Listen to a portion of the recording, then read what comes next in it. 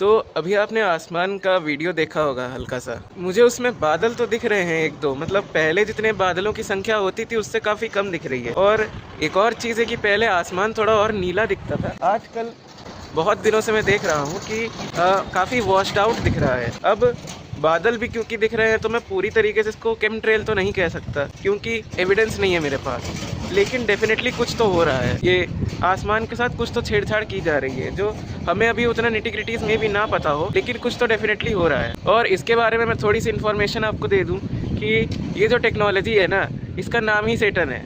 मजाक नहीं कर रहा हूँ, सही में इसका नाम सेटन। इसमें कि शायद कैल्शियम कार्बोनेट या सल्फ़र डाइऑक्साइड स्प्रे किया जाता है एटमॉस्फेयर में, ताकि जो सनलाइट आए वो रिफ्लेक्ट होकर वापस चली जाए और अर्थ का जो तापमान है वो कूल रहे। तो ये एक आर्टिफिशियल जियो इंजीनियरिंग टेक्नोलॉजी है जिससे कि बिल गेट्स जैसे बिलियनियर्स ये दावा करते हैं कि हम ग्लोबल वार्मिंग को कम कर सकते हैं और पेड़ पौधे लगाने की ज़रूरत नहीं है। अब भले ही अभी ये एकदम बिगिनिंग स्टेज पे हो, जो कि लग रहा है, क्योंकि एक तो इंडिया में कंस्ट्रक्शन की प्रॉब्लम वैसी ही है और दूसरा अभी एनवायरनमेंट में डस्ट बहुत ज़्यादा बढ़ गया है पहले से।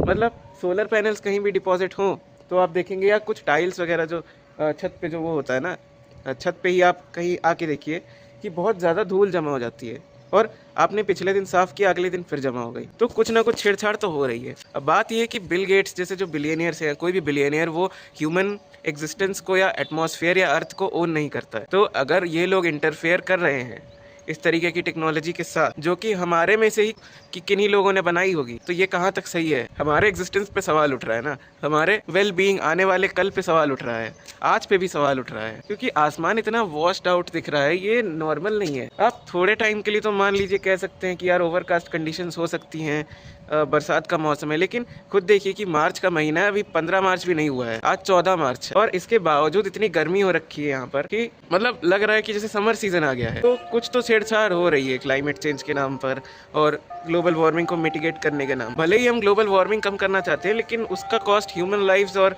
ये तो नहीं। और दूसरी जो सबसे बड़ी अलार्मिंग चीज़ है इसके बारे में, वो ये है कि इंडिया में वैसे ही विटामिन D3 डेफिशिएंसी है, विटामिन B12 डेफिशिएंसी है और विटामिन D3 के लिए बहुत अच्छा सोर्स है सनलाइट।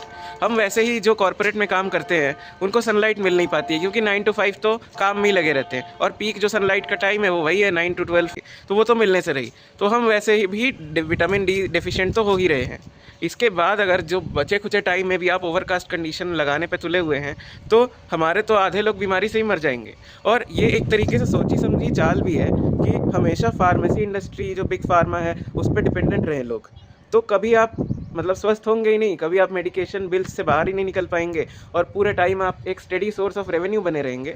और जब भी ये कुछ सनलाइट में या किसी चीज़ में फिर से चेंज कर देंगे तब आपके बिल्स और बढ़ जाएंगे, कॉस्ट आप पर आएगा, फ़ायदा उनका होगा, बिग फार्मा का, जो बिलियनियर्स है उनका। तो इंजीनियरिंग टेक्नोलॉजी का एक और ड्रॉबैक है, वो ये है कि जब तक इसको स्प्रे किया जा रहा है रेगुलरली तब तक तो तापमान को ये मेंटेन करके रखेगा, लेकिन जो एटमॉस्फेयर की केमिस्ट्री होगी वो कैसे बाधित होगी या वो कैसे अनसर्टेनली बिहेव करेगी, इसका कोई मापदंड नहीं है हमारे पास। जिस दिन इसको हटाया गया उस दिन गर्मी इतनी बढ़ेगी, जो ग्रीन हाउस इफेक्ट आएगा वो इतना ज़्यादा आएगा कि गर्मी बहुत भीषण बढ़ जाएगी और वो एक बहुत बड़ा डेंजर है इसका। तो इसके बावजूद ढंग से इस चीज़ का सैंक्शन हुए ये टेक्नोलॉजी अगर स्प्रे हो रही है इवन इंडिया में या वर्ल्ड वाइड, तो बहुत ही चिंता का विषय है आम इंसान के लिए।